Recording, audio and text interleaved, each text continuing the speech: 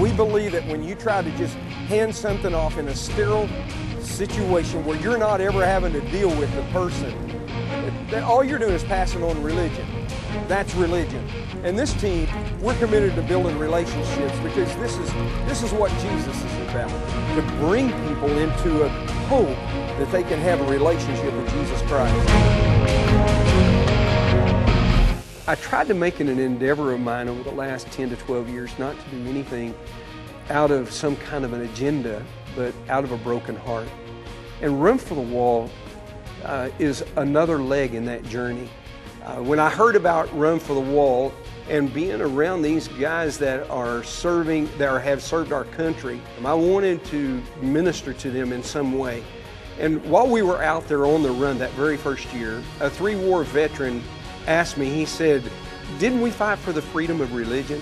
You know, we had all kinds of organizations that were out there thanking the veteran, but the church wasn't out there. The church does a great job inside the church honoring our veterans, but there was nothing going on outside those four walls. So our first endeavor was simply to go out and to provide water for them.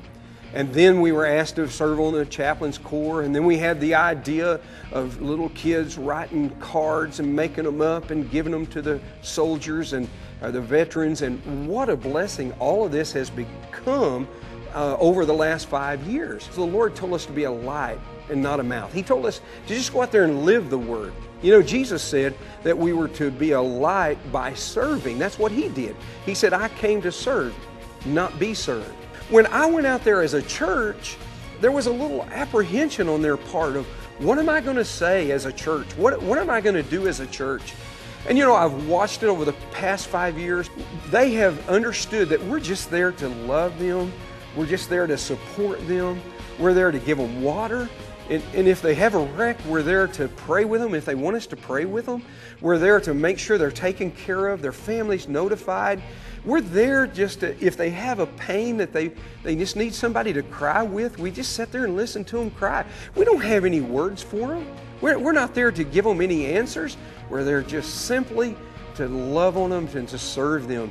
And what we've seen over the past 5 years of simply loving them, simply serving them, is that they have embraced us with greater trust and greater love, and it's allowed us to be more free. And we're still not going to go out there and preach. We're still not going to go out there and thump the Bible. What we're going to do is just go out there and love them and let them know that we care. And as I meditated that, the Lord began to show me that we were out there serving so that we could see the sick healed, the dead raised, and actually the demons vanish from their life. I'd hear them over and over talking about the closer we get to the wall, we're going to have to face our demons. And watching God eradicate or begin to move those demons. I'm not going to tell you there was an instantaneous work where demons were cast out, but I watched God help them deal with those demons.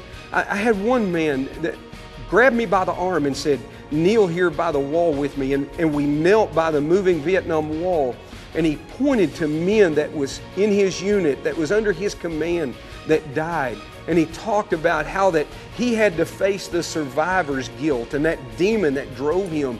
And watching his tears run down his face and God doing a work in his life. You know, on the Pentagon parking lot this year, I looked at a car, and on the hood, it had some memorial pictures, and it said, "The greatest casualty is to be forgotten." Let's don't do that as a church. Let's don't forget those that secured the right for us to gather together to worship. You know, Run for the Wall, it was my desire for the church to be identified as saying thank you for the freedom of religion. And you know, anybody can throw their name up somewhere and say thank you. It doesn't take much just to say thank you. But it's when it costs you something. When you have to pay something, that thank you means more.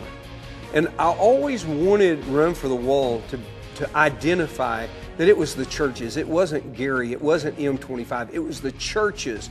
We're not a parachurch ministry, we're a ministry of the church.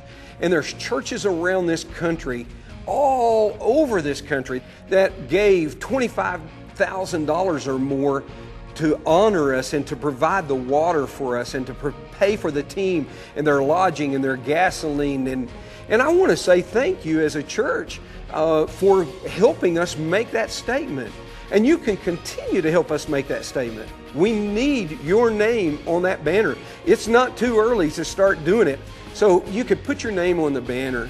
Whatever you do, pray for us. We need those prayers. We need those to continue for safety and for doors to be opened and for God to meet our needs. So please keep the prayers going. If you can just support us financially throughout the year, we would certainly appreciate it. And we're thankful for what you've done.